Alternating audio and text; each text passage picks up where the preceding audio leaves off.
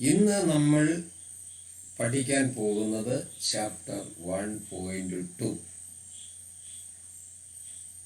ഈ 1.2 എന്ന് കൊടുത്തിരിക്കുന്നത് നമ്മൾ ക്ലാസ് എടുക്കാനുള്ള സൗകര്യം അനുസരിച്ചാണ് അങ്ങനെ അതിനെ ക്ലാസിഫൈ ചെയ്തിരിക്കുന്നത്. Accounting for not for profit organisation chapter 1.2. അപ്പോൾ നമ്മൾ കഴിഞ്ഞ ക്ലാസ്സിൻ്റെ അവസാന ഭാഗമായി സൂചിപ്പിച്ചത് ഒരു note for profit organisation year എൻഡിൽ തയ്യാറാക്കുന്ന 3 സ്റ്റേറ്റ്മെൻറ്റുകളെ പറ്റിയാണ്. അതിലൊന്ന് റെസിപ്റ്റ്സ് ആൻഡ് പേയ്മെൻറ്റ്സ് അക്കൗണ്ട്, രണ്ടാമത്തേത് ഇൻകം ആൻഡ് എക്സ്പെൻഡിച്ചർ അക്കൗണ്ട്, മൂന്നാമത്തേത് ബാലൻസ് ഷീറ്റ്. ഈ 3 സ്റ്റേറ്റ്മെൻറ്റുകളാണ് ഒരു നോട്ട് ഫോർ പ്രോഫിറ്റ് ഓർഗനൈസേഷൻ അതിൻ്റെ സാമ്പത്തിക വർഷത്തിൻ്റെ അവസാനം തയ്യാറാക്കുന്നത്. അതിലൊന്ന് റെസിപ്റ്റ്സ് ആൻഡ് പേയ്മെൻറ്റ്സ് അക്കൗണ്ടാണ്. അപ്പോൾ റെസിപ്റ്റ്സ് ആൻഡ് പേയ്മെൻറ്റ്സ് അക്കൗണ്ട് എന്താണ്, എന്തൊക്കെ കാര്യങ്ങൾ അതിനകത്ത് ഉൾപ്പെടുന്നു എന്നുള്ളതാണ് ഇപ്പോൾ പഠിക്കാൻ പോകുന്നത്. അപ്പോൾ നമ്മൾക്ക് നോക്കാം. Receipts and payments account is A real account. ഇതൊരു വൺ വേർഡ് ക്വസ്റ്റ്യൻ തന്നെയാണ്. റെസിപ്റ്റ്സ് ആൻഡ് പേയ്മെൻറ്റ്സ് അക്കൗണ്ട് എന്ന് പറയുന്നത് റിയൽ അക്കൗണ്ടാണ്.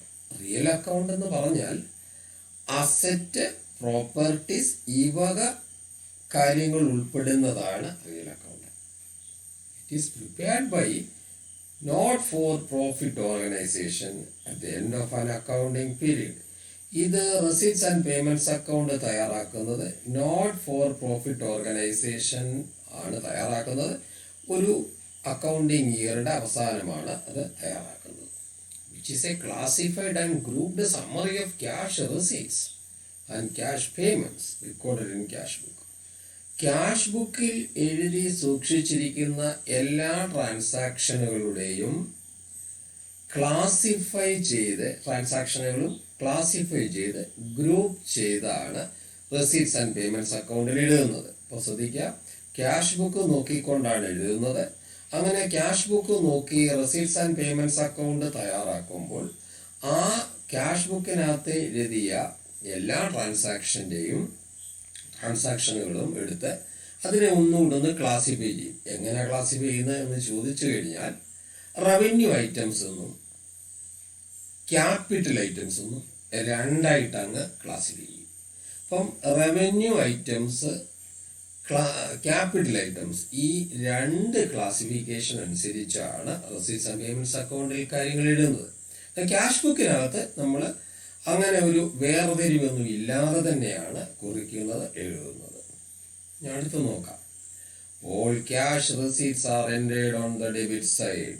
ഈ അക്കൗണ്ടിനകത്ത് എല്ലാ ക്യാഷ് റെസിപ്റ്റുകളും ക്യാഷ് ആയിട്ട് ലഭിച്ചതെല്ലാം ഡെബിറ്റ് സൈഡിൽ എഴുതും. And all cash payments are entered on the credit side of this account. എന്നാൽ ക്യാഷ് ആയിട്ട് കൊടുത്തതെല്ലാം, ക്യാഷായി ചെലവഴിച്ചതെല്ലാം ക്രെഡിറ്റ് സൈഡിലുമാണ് എഴുതുന്നത്, രേഖപ്പെടുത്തുന്നത്. ഇനിയും at the end of the period, ഒരു വർഷത്തിന്റെ അവസാനം, the account is balanced. സാധാരണ പോലെ തന്നെ ഈ അക്കൗണ്ടും ബാലൻസ് ചെയ്യുന്നു. The balance may be, അങ്ങനെ ഒരു വർഷത്തിന്റെ അവസാനം അക്കൗണ്ട് ബാലൻസ് ചെയ്ത് കഴിയുമ്പോൾ, balance may be cash in hand. അങ്ങനെ ബാലൻസ് ചെയ്ത് കഴിയുമ്പോൾ ഒന്നുകിൽ മിച്ചം തുകയാകാം വരുന്നത്, ഓർ ക്യാഷ് അറ്റ് ബാങ്ക്, മിച്ചം തുക ചിലപ്പോൾ കയ്യിലാകാം, അതാ cash in hand. Or cash at bank, മിച്ചം ഇരിക്കുന്നത് ബാങ്കിലോ ആകാം, അല്ലെങ്കിലോ ഓവർ ഡ്രാഫ്റ്റ്, അധികപ്പറ്റാകാം, കൂടുതൽ ബാങ്കിൽ നിന്ന് എടുത്തതുമാകാം, എങ്ങനെ വേണമെങ്കിലും ആകാം. ഈ 3 രീതിയിൽ ഏതാണ് എന്നുള്ളത് നമ്മൾ ഫൈൻഡ് ഔട്ട് ചെയ്യുമ്പോൾ കണ്ടുപിടിക്കും. ഇനി അടുത്തത്, all capital and revenue items are entered in this account. പ്രത്യേകം ശ്രദ്ധിക്കുക, ഈ അക്കൗണ്ടിനകത്ത് ക്യാപിറ്റൽ എന്നോ റവന്യൂ എന്നോ ഒന്നും വ്യത്യാസമില്ല, എല്ലാ ഐറ്റംസും ഇതിനകത്ത് എഴുതും. ഇനിയും ഈ അക്കൗണ്ടിന്റെ ഫീച്ചേഴ്സ് നോക്കാം. Features of receipts and payments account. ഈ റെസീറ്റ്സ് ആൻഡ് പേയ്മെൻറ്റ്സ് അക്കൗണ്ടിൻ്റെ ചില പ്രത്യേകതകളാണ്.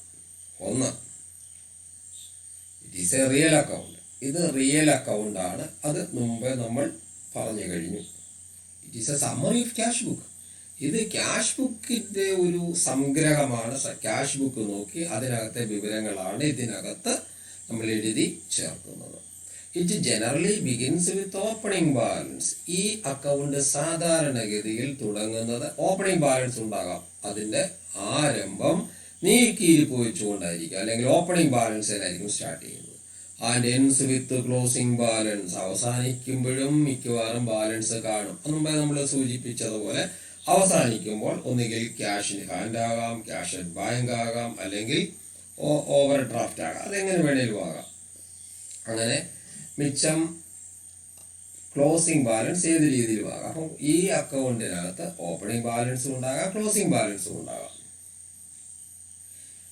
All receipts and payments are entered in summarised form. ഇതിനകത്ത് റെസീറ്റ്സും പേയ്മെന്റ്സും എഴുതുന്നത് വളരെ വളരെ ചുരുങ്ങിയ രീതിയിലാണ്, സംഗ്രഹ രീതിയിലാണ്. വളരെ കുറച്ചെറിയ രീതിയിൽ എഴുതും, അല്ലെങ്കിൽ ചുരുക്കമായിട്ട് എഴുതും.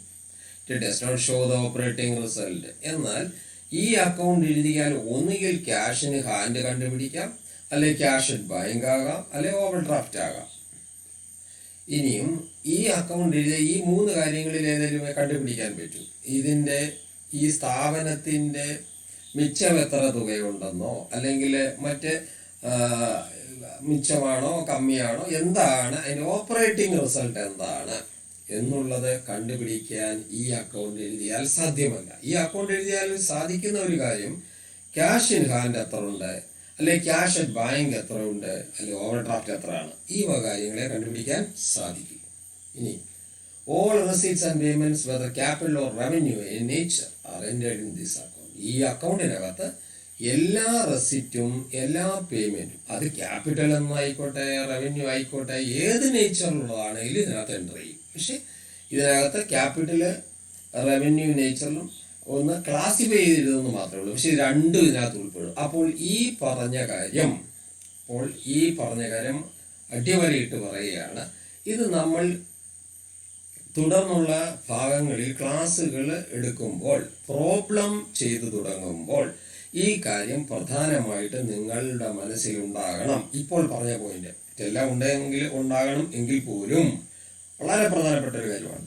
All receipts and payments whether capital or revenue nature. ഈ അക്കൗണ്ടിനകത്ത് ക്യാപിറ്റൽ എഴുതും, റവന്യൂ നേച്ചറിലുള്ളത് എഴുതും, ക്യാപിറ്റൽ നേച്ചറും റവന്യൂ നേച്ചറും ഒക്കെ എഴുതും. ഓക്കെ. ഇനി all receipts and payments of cash related to the current year. ഇപ്പോൾ പറഞ്ഞുകൊണ്ടിരിക്കുന്ന പോയിന്റും പ്രോബ്ലം ചെയ്യുമ്പോൾ ആവശ്യമായ പോയിന്റാണ്. All receipts and payments of cash related to the current year. ഈ തന്നാണ്ടിലെ, അതായത് ഈ വർഷത്തെ ക്യാഷിൻ്റെ റെസിറ്റ് എഴുതും, ക്യാഷിൻ്റെ പേയ്മെന്റ്സ് എഴുതും. ഇനിയുമോ പ്രീവിയസ് ഇയർ, കഴിഞ്ഞ വർഷം എന്തെങ്കിലും തുക കിട്ടാനുണ്ടെങ്കിൽ അത് ഈ വർഷം കിട്ടിയിട്ടുണ്ടെങ്കിൽ അത് എഴുതും. ഒപ്പം സക്സീഡിങ് ഇയേഴ്സ്, തുടർന്നുള്ള വർഷങ്ങളിൽ കിട്ടാനുള്ളത് ഇപ്പോൾ കിട്ടിയിട്ടുണ്ടെങ്കിൽ അത് എഴുതും. അങ്ങനെ ഈ വർഷത്തെ മാത്രമല്ല, കഴിഞ്ഞ വർഷത്തെയും ഈ വർഷത്തെയും നെക്സ്റ്റ് വരാൻ പോകുന്ന ഇയറിലെയും കാര്യങ്ങൾ ഈ അക്കൗണ്ടിനകത്ത് കുറിക്കും. ഇതും പ്രോബ്ലം ചെയ്യുമ്പോൾ പ്രധാനമായി നമ്മൾ ശ്രദ്ധിക്കേണ്ട ഒരു കാര്യമാണ്. ഇനി അടുത്തത്, it records only actual receipts and payments. ഇതിനകത്ത് യഥാർത്ഥത്തിൽ എത്ര കിട്ടി, യഥാർത്ഥത്തിൽ എത്ര ചെലവഴിച്ചു, അത് മാത്രമേ എഴുതൂ. It does not record outstanding amount. കിട്ടാനുള്ള എന്തെങ്കിലും ഉണ്ടെങ്കിൽ അത് ഇതിനകത്ത് എഴുതത്തില്ല. കൊടുക്കാൻ എന്തെങ്കിലും ഉണ്ടെങ്കിൽ അതും എഴുതത്തില്ല. യഥാർത്ഥത്തിൽ കിട്ടിയതും കൊടുത്തതുമേ എഴുതാൻ പറ്റുകയുള്ളൂ. അടുത്തത്, differences between receipts and payments account and cash book. Receipts and payments അക്കൗണ്ടും ക്യാഷ് ബുക്കും തമ്മിലുള്ള വ്യത്യാസങ്ങളേവ നമുക്ക് നോക്കാം. Receipts and payments account side എടുക്കാം. ഒന്ന്, all entries are made at the end of an accounting period. ഇതിനകത്ത് ഒരു വർഷത്തിന്റെ അവസാനമാണ് എല്ലാ എൻട്രികളും എഴുതി ചേർക്കുന്നത്, തയ്യാറാക്കുന്നത്. എന്നാൽ ക്യാഷ് ബുക്കിനകത്തോ all entries are made date wise. എന്നാൽ ക്യാഷ് ബുക്ക് തയ്യാറാക്കുമ്പോൾ എല്ലാം ഡേറ്റ് വൈസ് ആണ് അല്ലെങ്കിൽ ഓരോ ദിവസത്തെയാണ് എഴുതി പോകുന്നത്. മറ്റേത് ഒരു വർഷത്തിൻ്റെ അവസാനം. ഇനി അടുത്ത് 2, all entries are made in class event summarised form. അത് നമ്മൾ ഓൾറെഡി പറഞ്ഞു കഴിഞ്ഞു. റെസീറ്റ്സ് ആൻഡ് പേയ്മെന്റ്സ് അക്കൗണ്ടിനകത്ത് എൻട്രികൾ എഴുതുന്നത് റവന്യൂ ഐറ്റം എന്ന് ക്ലാസിഫൈ ചെയ്യും, ക്യാപിറ്റൽ ഐറ്റം എന്ന് ക്ലാസിഫൈ ചെയ്ത് ആണ് എഴുതുന്നത്. എന്നാലോ ക്യാഷ് ബുക്കോ all entries are made individually and in detail form. എന്നാൽ ക്യാഷ് ബുക്കിനകത്ത് അങ്ങനെ പ്രത്യേകിച്ച് ക്യാപിറ്റൽ ഐറ്റംസും റവന്യൂ ഐറ്റംസും വെവ്വേറെയല്ല എഴുതുന്നത്. അത് ഓരോ ഐറ്റംസ് ഇൻഡിവിജ്വലായിട്ട് എഴുതി പോകുന്നു, അതിൻ്റെ ഡീറ്റെയിൽഡ് ഫോമിൽ അങ്ങ് എഴുതി പോകുന്നു. 3, it is prepared by not for profit organisation. Receipts and payments account തയ്യാറാക്കുന്നത് നോട്ട് ഫോർ പ്രോഫിറ്റ് ഓർഗനൈസേഷൻ മാത്രമാണ്.